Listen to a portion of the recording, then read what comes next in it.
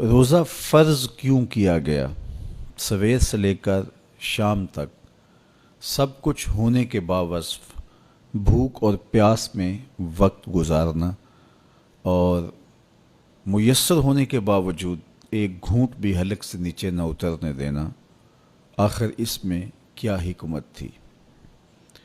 تو یہ بات اچھی طرح سے ہمیں سمجھ لینی چاہیے کہ یہ صرف کھانے پینے کو ترک کر دینا ہی نہیں ہے، بلکہ ان مقاصد جلیلہ کے حصول کے لیے روزہ رکھا جاتا ہے جو مومن کی زندگی کا مقصود ہے۔ اور اگر کوئی شخص کھانا پینا تو ترک کر دیتا ہے لیکن ان امور سے نہیں رکتا جن امور سے روکنا ان روزوں کا مقصود تھا، تو اس کا روزہ نہیں کہلاتا۔ میرے اور آپ کے آقا و مولا حضور نبی رحمت صلی اللہ علیہ وآلہ وسلم نے ارشاد فرمایا، من لم یدع قول الزور والعمل به فلیس للہ حاجۃ فی ان یدع طعامہ و شرابہ۔ جس نے جھوٹ اور اس پر عمل کرنا نہ چھوڑا، جھوٹے کام ترک نہیں کیے، اس کا بھوکا اور پیاسا رہنا اللہ کو منظور نہیں۔ اللہ کو کوئی ضرورت نہیں کہ وہ بھوک اور پیاس کاٹے۔ روزے میں تو ان امور سے بھی روک دیا گیا جو امور عام زندگی میں جائز تھے، جو مشروع تھے، مباح تھے، لیکن روزے میں ان جائز مباح امور سے بھی منع کر دیا گیا۔ طیب اور طاہر کھانے، خوبصورت مشروب، ان سے روک دیا گیا۔ آپ آب زمزم بھی نہیں پی سکتے جبکہ وہ متبرک پانی ہے۔ شہر مدینہ میں بیٹھ کر شہر مدینہ کی پکی ہوئی کھجوریں بھی آپ نہیں لے سکتے، اس لیے کہ آپ روزے سے ہیں۔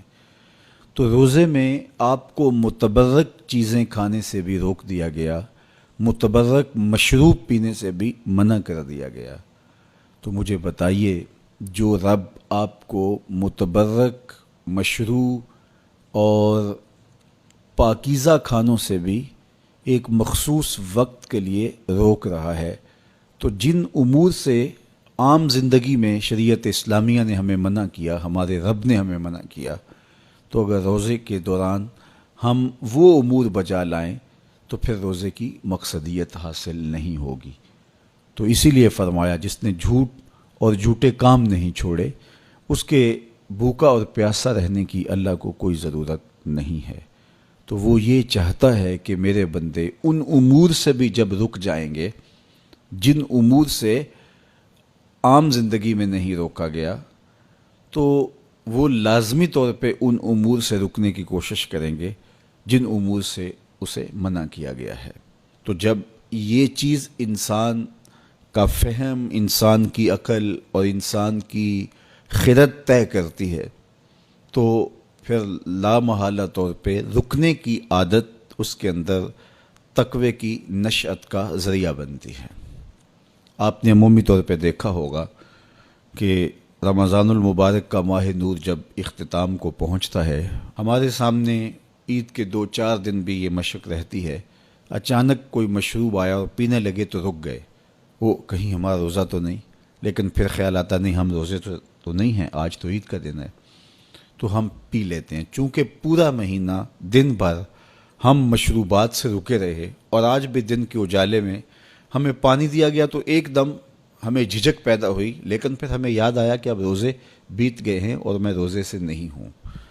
تو جو چیز جائز اور مشروع تھی، ایک وقت کے لیے اس چیز سے بھی ہم رکے تو ہماری طبیعت کے اندر یہ ملکہ پیدا ہو گیا کہ ہم اس سے رکنے کا مزاج پیدا کر لیتے ہیں۔ تو اگر ہم ان امور سے رک جاتے ہیں جن کو شریعت اسلامیہ نے منع کیا ہوا ہے، تو پھر دوبارہ جب اس کو کرنے لگتے ہیں تو پھر ہمارا ہاتھ بھی رکے گا، اور پھر ہم مستقل اپنے ہاتھ کو روک سکتے ہیں کہ ہاں میاں، یہ روزے میں بھی چیزیں منع تھیں اور روزے کے بعد بھی یہ چیزیں ہمارے اوپر منع ہیں۔ تو ایک ملکہ پیدا ہو جائے گا ان امور منہیات سے رکنے کا، ان سے باز رہنے کا۔ تو گویا یہی تقوی ہے کہ جو اللہ جل شانہ نے ہمارے اوپر حرام کیا ہے اس سے ہم رک جائیں، جس کام کے کرنے کا حکم دیا ہے اس کام کو ہم بجا لائیں۔